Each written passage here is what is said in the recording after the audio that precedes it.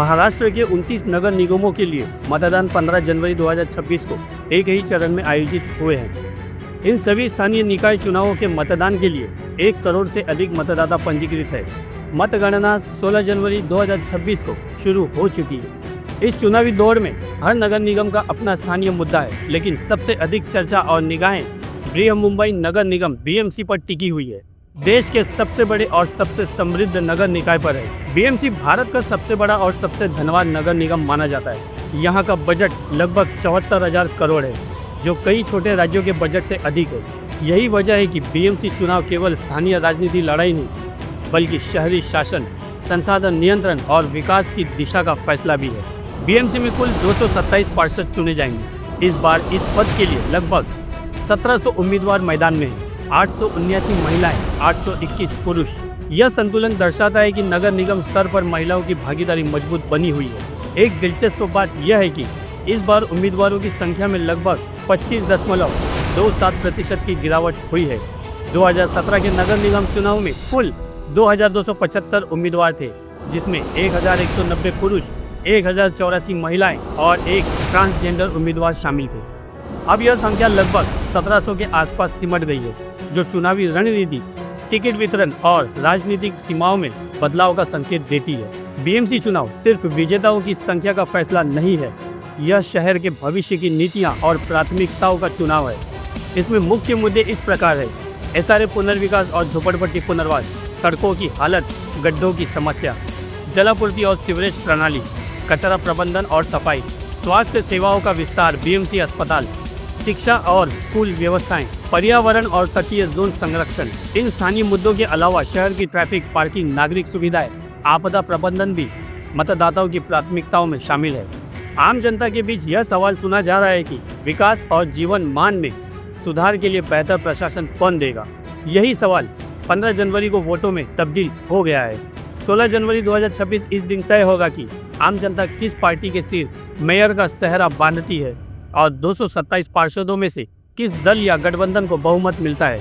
अब सबकी निगाहें न केवल सीटों की संख्या पर है, बल्कि इस बात पर भी कि नई कार्यकारिणी शहर के प्रशासन और विकास के एजेंडे को किस दिशा में ले जाएगी। लेकिन इस बार कई वोटर्स को भारी मुश्किलों का सामना करना पड़ा है। साथ ही वोटिंग के बाद स्याही की जगह मार्कर से निशान, यह भी चर्चा का विषय रहा है। जोगेश्वरी से कमलाकर सूर्यवंशी के साथ सैयद असलम, गली मीडिया, मुंबई। ये वैसे 2022 के बाद में 8 साल के बाद चुनाव हो रहा है, 7-8 साल के बाद में BMC का चुनाव हो रहा है। तो हमको ऐसा लगा था कि इतने सालों का गैप देके जब चुनाव हो रहा है BMC का, तो हमारे दिल में तो खुशी का माहौल था। हम लोग सोच रहे थे कि इलेक्शन अच्छे से होगा, निष्पक्ष इलेक्शन होगा। हम लोग ने कोशिश किया, लेकिन जब हमारे हाथ में वोटिंग का जो स्लिप होता है वो आया, याद आया, उस वक्त हमको पता चला कि इसमें इतनी गफलत है। हमारे जो उम्मीदवार हैं उनको बहुत तकलीफ़ हो रही है, क्योंकि काफ़ी लोगों को नाम वोटिंग लिस्ट में नहीं होने की वजह से उनको फ़ोन कर रहे हैं, हमारे टेबल पे आके हम लोग को मिल रहे हैं, तो उनका नाम नहीं मिल रहा। कईयों का नाम दूसरी लिस्ट में डाल दिया है, कईयों का नाम ख़राब कर दिया, मतलब आधा नाम है आधा नहीं, वोटिंग लिस्ट शिफ्ट कर दिया है। जो वोटिंग लिस्ट का नाम आता था, स्लिप यादी का नाम, वो भी उन लोगों ने अलग कर दिया। उस वजह से बहुत तकलीफ़ हो रहा है। हर बूथ में, मुंबई के हर बूथ में ये तकलीफ़ हो रही है। तो वोट डालने में बहुत तकलीफ़ हो रही है, लोगों की स्लिप भी नहीं मिल रही है और कुछ लोग बेचारे परेशान होके वापस जा रहे हैं। तो एक इस बार अभी जैसे इन्होंने कहा है कि जो मैं इस बूथ में डालता था तो अभी मेरा दूसरा बूथ आ गया, तो लेकिन यहाँ पे वार्ड भी चेंज हुए, तो ऐसे मामले भी आए हुए क्या? ऐसे तो मामले बहुत आए हैं और इससे मतलब कि एक ही बोलना है कि ये लोग ने पूरा खेल खेले है कि हमको हमारे वोट हमारी जगह पे नहीं जा रहे हैं। इसके लिए हम लोग को मतलब हमको तो तकलीफ़ हो रही, उसके साथ जितने हमारे वोटर हैं उनको भी काफ़ी दिक्कतें आ रही हैं। जी बिल्कुल, यहाँ पे कहीं ना कहीं हम लोगों ने खुद ने एक्सपीरियंस किया है कि जो इस वार्ड के बंदे हैं वो अलग वार्ड में जाकर के वोट कर रहे हैं, मतलब उनका नाम ही किसी और वार्ड में आ गया। बूथ तो चेंज हो ही रहे, लेकिन यहाँ पे वार्ड भी चेंज हुए। तो क्या कहना चाहेंगे आप लोग? सुबह से शाम तक लगे हुए रहते, तो किस तरीके की थकान, किस तरीके का एक्सपीरियंस होता है आप लोगों?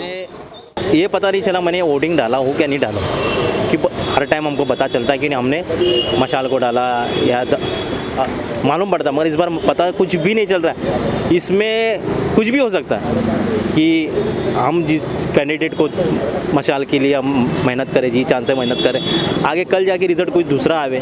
नगर सेविका थी रंजना पाटिल, हमारे वार्ड में, हमारे यहाँ पर, हमारे घर तक कभी चल के आई नहीं बंदी नहीं, वो बंदी आई नहीं है, बीजेपी की थी, तो वो बंदी कभी आज तक भटकी भी नहीं।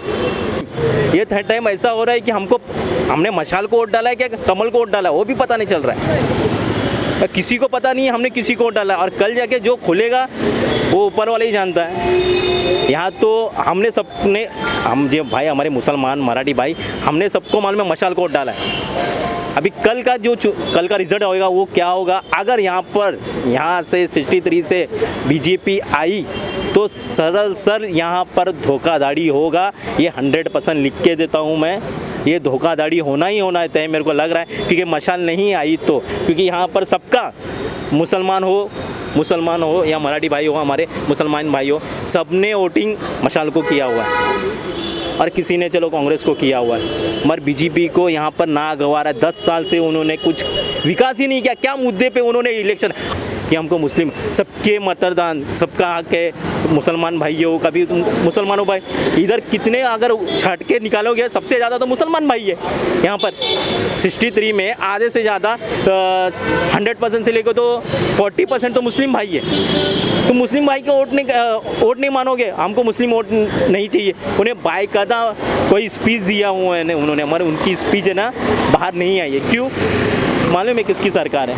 तो यहाँ गौर करने वाली बात ये है कि अगर हम बात करें, कार्यकर्ताओं की बात हो रही थी कि भाई जो कार्यकर्ता, जो निचले स्तर का जो कार्यकर्ता है, ज़मीन से जुड़ा हुआ होता है, वो कहीं ना कहीं वो अपने आप में एक मादा रखता है, और अपने आप में कहीं ना कहीं एक उसकी उम्मीद होती है कि उसका नेता या उसका जो उम्मीदवार है वो जीत के। अगर इस तरीके की घटनाएं हमें देखने को मिलती है तो ये अपने आप में सोचने वाली बात होती है। जैसे मैंने सुबह में मैंने जिक्र किया था कि अमूमन हम जब वोट करने जाते हैं तो वहाँ पर हमें ये इस तरीके की स्याही लगाई जाती है, लेकिन इस बार स्याही न लगा करके मार्कर से निशान दिया गया है। तो ये मार्कर की अगर हम बात करें तो कहीं ना कहीं ये जो नेल पॉलिश की जो केमिकल होती है उससे ये आसानी से निकल सकता है, क्योंकि कांग्रेस ने जिस तरीके से जो मुद्दा उठाया, खासकर राहुल गांधी ने वोट चोरी का मुद्दा उठाया हुआ है, तो कहीं ना कहीं ये भी चीज़ हम लोगों को देखने को मिल सकती है। तो क्या कहना चाहेंगे कि अभी इस बार मार्कर से निशान बनाया गया है, स्याही हमेशा होती है, तो इस पर क्या कहना चाहेंगे?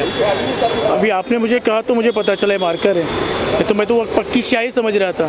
तो अगर मुझे नहीं पता तो हो सकता है कि और लोगों को भी नहीं पता होगा, तो जिसने बनाया सिर्फ उसको ही पता ये नॉर्मल स्याही है। तो धोखाधड़ी तो यहाँ पे पता चल गई आपकी। और इन्होंने कहा जैसे अगर उनको वोट की ज़रूरत हमारी नहीं है, मतलब ऑटोमेटिकली वोट हमारे उनको ट्रांसफ़र हो रहे हैं। जब अगर वो सामने वाला इतना बोल रहा है कॉन्फिडेंस से, और मुझे पता नहीं चलता क्योंकि हम लोग तो कारोबारी बिजनेसमैन लोग हैं, तो न्यूज़ वगैरह देखते भी नहीं, कम है, और पॉलिटिकल लाइन में भी कम है। तो ये सब जो है ये ज़मीनी स्तर से जुड़े हैं यहाँ पे, तो इन लोगों की जो बातें हैं वो मान्यता रखती है। बस अभी और क्या चाहेंगे, मतलब अगर ये धोखाधड़ी हो रही है और इंशाल्लाह जीत तो जिन लोगों को हम लोगों ने वोट दिए हैं, जैसे हमारे दिलीप भाई हैं, ये शिवसेना बाला साहब ठाकरे की जो पार्टी है, हाँ, तो उसके साथ में इनकी निशानी हम लोग मशाल को ही वोट दे के आए हैं हम लोग सब जितने भी इंशाल्लाह, और चाहते हैं कि यहाँ से मशाल आ जाए।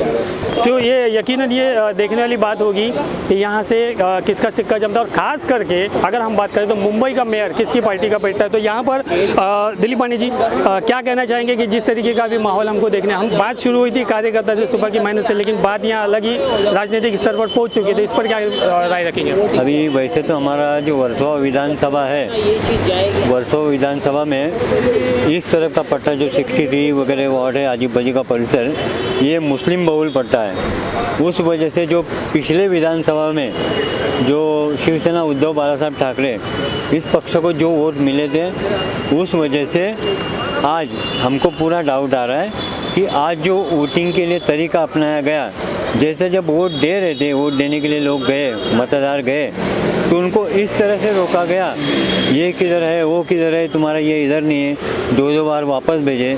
तो सीधी सी बात है कि उनको वोटिंग करने से रोका गया, और जो लोग लाइन में खड़े थे उनको ज़्यादा से ज़्यादा देर हो, कुछ लोग बेचारे परेशान होकर वापस चले जाए, और वोटिंग करने में देरी हो और वोटिंग का परसेंटेज कम हो।